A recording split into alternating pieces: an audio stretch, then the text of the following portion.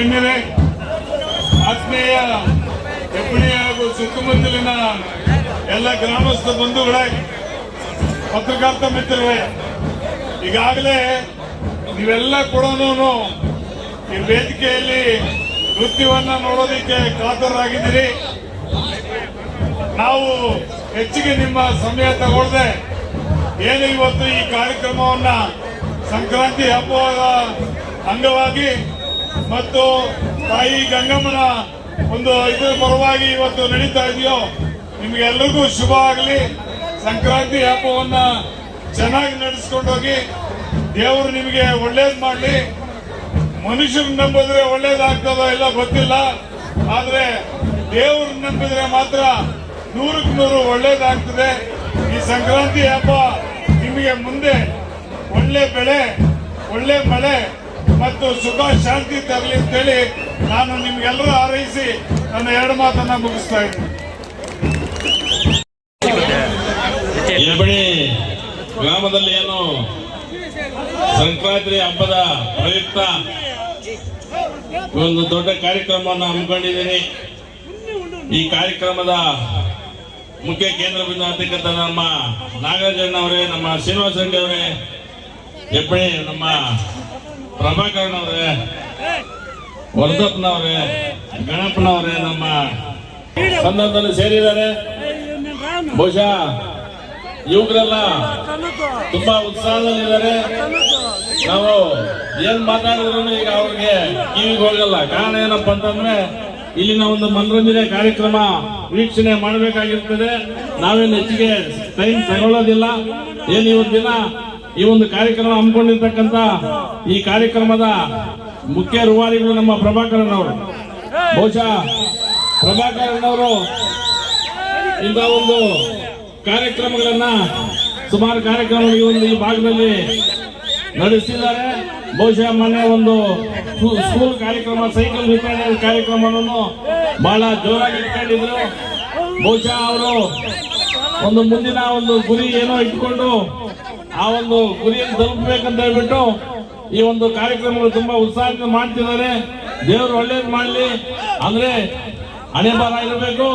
ಯಾರೇ ಆಗಿರ್ಲಿ, ಹಣೆ ಬರ ಇದ್ರೆ ಅದು ಯಾವ ಮಟ್ಟಕ್ಕಾದ್ರೂ ಹೋಗ್ಬೋದು. ನಾನು ಆಗ್ಬೋದು, ಇನ್ನೊಬ್ರು ಆಗ್ಬೋದು. ಏನು ಇವತ್ತಿನ ನೋಡ್ತಿದ್ರೆ ಬಹುಶಃ ಇದೆಲ್ಲ ನಮ್ಮ ಪಕ್ಷದ ಕಾರ್ಯಕ್ರಮಕ್ಕೆ ಎಲ್ಲರೂ ಬಂದಿದ್ದಾರೆ. ಯಾಕಂದ್ರೆ ಮೊನ್ನೆ ನಮ್ಮ ಚುನಾವಣೆಯಲ್ಲಿ ಯಾವ ರೀತಿ ಸ್ವಾಗತ ಇತ್ತು ಅದೇ ರೀತಿ ಇವತ್ತು ದಿನ ನಾವು ಸ್ವಾಗತವನ್ನು ಕಂಡಿದ್ದೀನಿ. ಬಹುಶಃ ಇದೇ ರೀತಿ ಉತ್ಸಾಹದಲ್ಲಿ ಮುಂದುವರಿಯಲಿ. ಏನು ಈ ಒಂದು ಹಬ್ಬದ ಪ್ರಯುಕ್ತ ಎಲ್ರಿಗೂ ಒಳ್ಳೇದಾಗ್ಲಿ. ಮುಂದಿನ ದಿನಗಳಲ್ಲಿ ಸುತ್ತಮುತ್ತ ಎಲ್ಲ ನಮ್ಮ ಗ್ರಾಮಸ್ಥರು, ಸುಮಾರು ನಮ್ಮ ಹಿರಿಯರಿದ್ದಾರೆ, ನಮ್ಗಂತ ತುಂಬಾ ಬೇಕಾಗಿರ್ತಂತ ಜನ ಆ ಒಂದು ನಿಟ್ಟಿನಲ್ಲಿ ಎಲ್ರಿಗೂ ಒಳ್ಳೇದಾಗ್ಲಿ, ಮಳೆ ಬೆಳೆ ಚೆನ್ನಾಗಿ ಆಗ್ಲಿ ಅಂತ ಈ ಸಂದರ್ಭದಲ್ಲಿ ಹೇಳ್ತಾ ನನ್ನ ಮಾತನ್ನು ಮುಗಿಸ್ತಾ ಇದ್ದೀನಿ. ಜೈ ಜೈ ಕರ್ನಾಟಕ.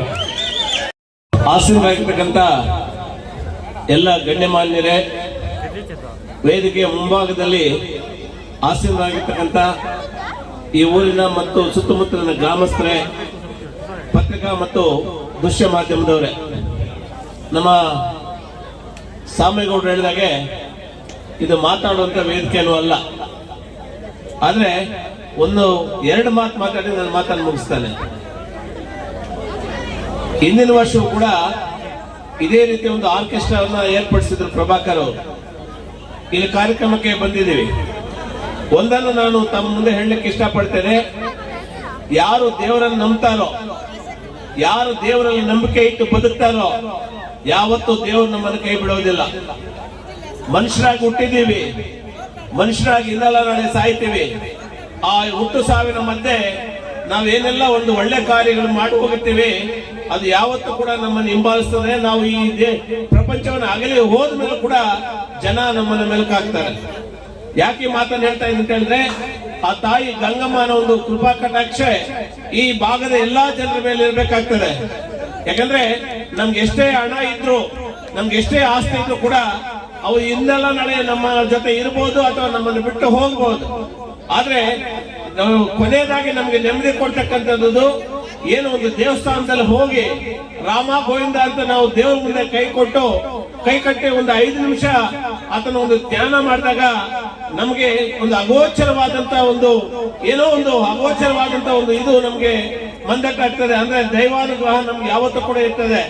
ಅದರಲ್ಲಿ ನಾನು ಎಲ್ಲಾ ಗ್ರಾಮಸ್ಥರಲ್ಲಿ ಮನವಿ ಮಾಡ್ತಕ್ಕಂಥದ್ದು, ನಮ್ಮಲ್ಲಿ ಯಾವುದೇ ಕಲಹಗಳು ಇದ್ರೂ ಕೂಡ ಅವನ್ನೆಲ್ಲ ಕೂಡ ಬದಗೊತ್ತಿ ಗ್ರಾಮದ ಯಾವುದೇ ಕೆಲಸ ಕಾರ್ಯಗಳಿರಲಿ, ದೇವತಾ ಕೆಲಸಗಳಿರಲಿ, ಒಂದು ಒಳ್ಳೆ ಕೆಲಸಗಳಿರಲಿ, ಅದನ್ನ ಪಕ್ಷಾತೀತವಾಗಿ, ಧರ್ಮಾತೀತವಾಗಿ, ಜಾತ್ಯಾತೀತವಾಗಿ ನಾವೆಲ್ಲರೂ ಕೂಡ ಈ ಊರಿನ ಗ್ರಾಮಸ್ಥರು ನಾವು ಒಟ್ಟಾಗಿ ಬದುಕ್ತೀವಿ, ಒಟ್ಟಾಗಿ ಬಾಳ್ತೀವಿ ಅಂತಕ್ಕಂಥ ಒಂದು ಮನೋಭಾವನೆಯನ್ನು ಇಟ್ಕೊಂಡು ನಾವೆಲ್ಲರೂ ಕೂಡ ಬದುಕಿದಾಗ ಆ ಜೀವನಕ್ಕೊಂದು ಅರ್ಥ ಇರ್ತದೆ.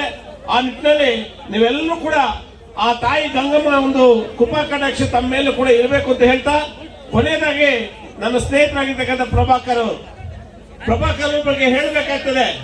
ಯಾಕಂದ್ರೆ ನಾನು ಕೂಡ ನಮ್ಮ ಭಾಗದಲ್ಲೂ ಕೂಡ ಅನೇಕ ರೀತಿಯ ಒಂದು ಜನಪರ ಕಾರ್ಯಕ್ರಮಗಳನ್ನು ಕೈಲಿ ಮಾಡಿಸಿದ್ದೀವಿ. ಅವರಲ್ಲಿ ಒಂದು ಗುಣ ಇದೆ, ಏನಂತ ಹೇಳಿದ್ರೆ, ಏನೋ ಭಗವಂತ ನನ್ಗೆ ಒಂದಷ್ಟು ಕೊಟ್ಟಿರ್ತಕ್ಕಂಥದ್ದಲ್ಲಿ ಒಂದಷ್ಟು ಪಾಲು ಬಡಬಗ್ಗರಿಗೆ ಹಂಚಬೇಕಂತಕ್ಕಂಥ ಒಂದು ಮನಸ್ಥಿತಿ ಅವರಲ್ಲಿದೆ. ಈಗ ಒಂದಲ್ಲ ಎರಡಲ್ಲ ಸುಮಾರು ಕಾರ್ಯಕ್ರಮಗಳನ್ನ ಆಯೋಜನೆ ಮಾಡ್ಕೊಂಡು ಈ ಭಾಗದ ಜನರಿಗೆ ತಮ್ಮ ಕೈಯಲ್ಲಾದಂತ ಒಂದು ಸೇವೆಯನ್ನು ಮಾಡ್ಕೊಂಡು ಬರ್ತಾ ಇದ್ದಾರೆ. ಕೇವಲ ರಾಜಕೀಯವನ್ನೇ ಉದ್ದೇಶವನ್ನಾಗಿ ಇಟ್ಕೊಂಡು ಅವ್ರು ಮಾಡ್ತಾ ಇಲ್ಲ.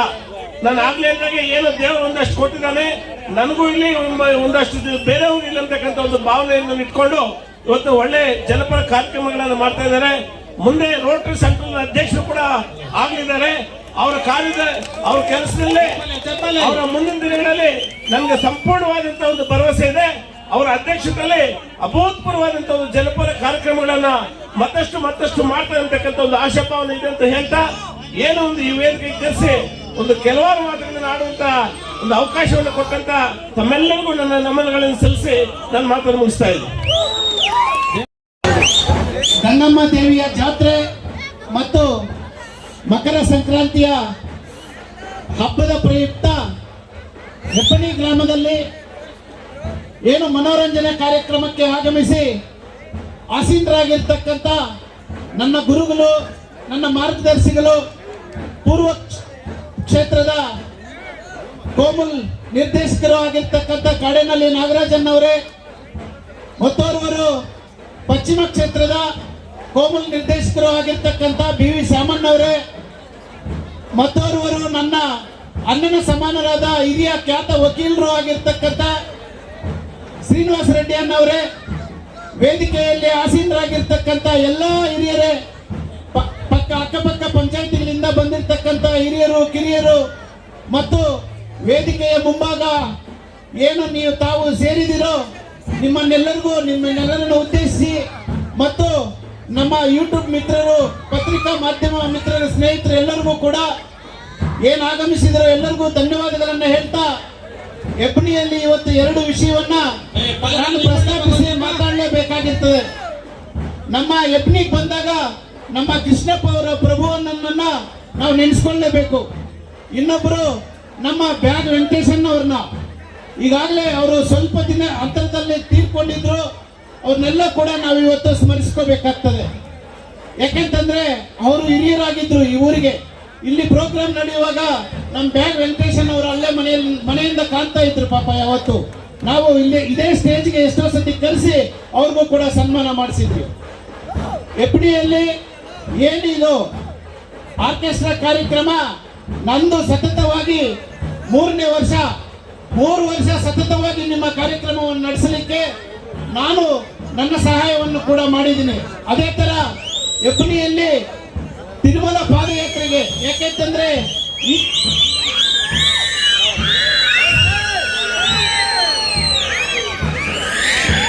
ಹೆಬ್ಬಣಿ ಯಾಕೆಂತಂದ್ರೆ ಈ ಕೈಯಲ್ಲಿ ಮಾಡೋದು ಈ ಕೈಯಲ್ಲಿ ಗೊತ್ತಾಗಬಾರ್ದು ಅಂತ ಹೇಳ್ತಾರೆ ಹಿರಿಯರು. ಆದ್ರೂ ಕೂಡ ಕೆಲವು ಮಾತುಗಳನ್ನ ಇವತ್ತು ಪ್ರಸ್ತಾಪ ಮಾಡಲೇಬೇಕು ಅನಿಸ್ತದೆ ನನಗೆ. ನನ್ನ ಗುರುಗಳು, ನಮ್ಮ ಹಿರಿಯರ ಮುಂದೆ ನಾನು ಪ್ರಸ್ತಾಪ ಮಾಡ್ತಾ ಇದ್ದೀನಿ ನಿಮ್ಮ ಎದುರುಗಡೆ. ಹೆಬ್ಬಣಿಗೆ ಪ್ರತಿಯೊಂದಕ್ಕೂ ನನ್ನ ಹತ್ರ ಯಾರೇ ಬಂದ್ರು ಕೂಡ ಯಾವುದನ್ನು ಸುರ ನಾನು ಆಗಲ್ಲ ಅಂತ ಹೇಳಿಲ್ಲ. ಪ್ರತಿಯೊಂದಕ್ಕೂ ಕೂಡ ನಾನು ನಿಮ್ ಜೊತೆ ನಾನು ಇರ್ತೀನಿ ಅಂತ ಹೇಳಿ ನಾನು ಸಹಾಯವನ್ನು ಮಾಡಿದ್ದೀನಿ. ಒಂದು ದಸರಾ ದಿವಸ, ದಸರಾ ನಿಮ್ಮ ಮೆರವಣಿಗಾಗಿರ್ಬೋದು, ನಿಮ್ಮ ತಿರುಮಲ ಪಾದಯಾತ್ರೆಗಳಿಗಾಗಿರ್ಬೋದು, ಒಂದು ಆಸ್ಪತ್ರೆಗಳಿಗಾಗಿರ್ಬೋದು, ಮನೆಗಳಿಗಾಗಿರ್ಬೋದು, ಯಥೇಚ್ಛವಾಗಿ ಹೆಬ್ಬಣಿಯಲ್ಲೇ ನಾನು ಮಾಡಿದ್ದೀನಿ. ಆದ್ರೂ ಕೂಡ ಈ ಸರಿ ಎಲ್ಲೋ ಒಂದ್ ಕಡೆ ನನಗೆ ಮನೋಭಾವ ಸ್ವಲ್ಪ ಬೇಜಾರಾಯ್ತು. ಯಾಕೆಂತಂದ್ರೆ ಆರ್ಕೆಸ್ಟ್ರಾ ನನ್ನ ಹತ್ರ ಬಂದಿಲ್ಲ ಈ ಸಲ. ಆದರೂ ಕೂಡ ಕೆಲವರು ಹುಡುಗರು 3 ವರ್ಷದಿಂದ ನೀವು ಹಾಕಿದ್ದೀರಾ ಆರ್ಕೆಸ್ಟ್ರಾ, ಈಗ ಯಾರ್ದೋ ಹೆಸರು ಬರ್ತಾ ಇದೆ, ಬಟ್ ನಮಗಂತೂ ಅದು ಇಂಟ್ರೆಸ್ಟ್ ಇಲ್ಲ. ನೀವಂತೂ 4ನೇ ವರ್ಷ ಕೂಡ ನೀವು ಕಂಟಿನ್ಯೂ ಮಾಡಲೇಬೇಕು. ನೀವು ಬಂದು ಆರ್ಕೆಸ್ಟ್ರಾನ ನಮ್ಮ ಎಬ್ನಿಗೆ ಈ ಸಂಕ್ರಾಂತಿ ಹಬ್ಬದ ಪ್ರಯುಕ್ತ ಹಾಕ್ಬೇಕು ಅಂತ ಹೇಳಿದ್ರೆ ನಾನು ಬಂದು ಹಾಕ್ಕೊಡ್ತೀನಿ ಅಂತ ಹೇಳಿದ್ದೆ. ಅದೇ ಪ್ರಕಾರವಾಗಿ ನಾನು 4ನೇ ವರ್ಷ ಕೂಡ ಇದ್ದೀನಿ. ಮುಂದಿನ ದಿನಗಳಲ್ಲಿ ಕೂಡ ನಿಮ್ಮ ಯಾವುದೇ ಹಬ್ಬ ಆಗಿರಲಿ, ಹರಿದಿನಗಳಾಗಲಿ, ಕಷ್ಟ ಸುಖಗಳಲ್ಲಿ ನಾನು ನಿಮ್ಮ ಜೊತೆ ಇರ್ತೀನಿ ಅಂತ ಹೇಳ್ತಾ, ಮತ್ತೆ ನಮ್ಮ ಹಿರಿಯರು ಎಷ್ಟೊಂದು ಚಳಿ ಇದೆ ಇವತ್ತು, ಅದು ಎಷ್ಟು 3 ಡಿಗ್ರಿ ಸೆಲ್ಸಿಯಸ್ ಇನ್ನ ಕಡಿಮೆ ಇರಬೇಕು, 410 ಒಳಗಡೆ ಇದೆ. ಆದರೂ ಕೂಡ ನಮ್ಮ ದೂರದಿಂದ ನಮ್ಮ ಹಿರಿಯರು, ನಮ್ಮ ನಾಗರಾಜನ್ ಅವರು, ಬಿ ವಿ ಸಾಮಣ್ಣ ಅವರು, ಶ್ರೀನಿವಾಸನ್ ಅವರು ಕೂಡ ಆಗಮಿಸಿದ್ದಾರೆ. ಅವರಿಗೆ ನಿಮ್ಮೆಲ್ಲರ ಪರವಾಗಿ ನನ್ನ ಪರವಾಗಿ ಕೂಡ ಧನ್ಯವಾದಗಳನ್ನು ಹೇಳ್ತಾ, ಏನು ಈ ಕಾರ್ಯಕ್ರಮಕ್ಕೆ ನೀವೆಲ್ಲ ದೂರದಿಂದ ಬಂದಿದ್ದೀರಾ, ಆ ಮಿತಿ ಮೇಲೆ ಎಲ್ಲ ಇದ್ದೀರಾ, ಎಲ್ಲ ಹುಷಾರಾಗಿರಿ. ಮತ್ತೆ ನಿಮ್ಮ ಮನೆಗಳಿಗೆ ಈ ಪ್ರೋಗ್ರಾಮ್ ಆದಮೇಲೆ ನೀವು ಆರಾಮಾಗಿ ನಿಮ್ಮ ಮನೆಗಳು ಸೇರ್ಕೋಬೇಕು ಅಂತ ಹೇಳ್ತಾ, ಮತ್ತೆ ಆರ್ಕೆಸ್ಟ್ರಾ ಅವರು ನನ್ನ ಗುರು ಮೆಲೋಡಿಸ್ ಅಂತ ಹೇಳ್ಬಿಟ್ಟು ಎಲ್ಲೇ ಆರ್ಕೆಸ್ಟ್ರಾ ಆದರೂ ಕೂಡ ನನಗೆ ತುಂಬ ಸಪೋರ್ಟಿವ್ ಆಗಿ ನಿಂತ್ಕೊಂಡು ತುಂಬ ಸಪೋರ್ಟಿವ್ ಆಗಿ ಆರ್ಕೆಸ್ಟ್ರಾವನ್ನು ನಡೆಸ್ತಾ ಇದ್ದಾರೆ.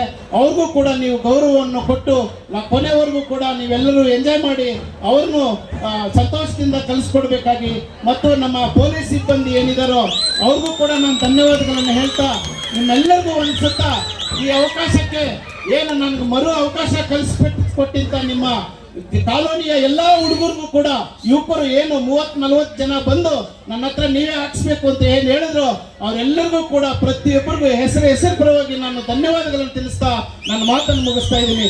ಜೈ ಹಿಂದ್, ಜೈ ಕರ್ನಾಟಕ.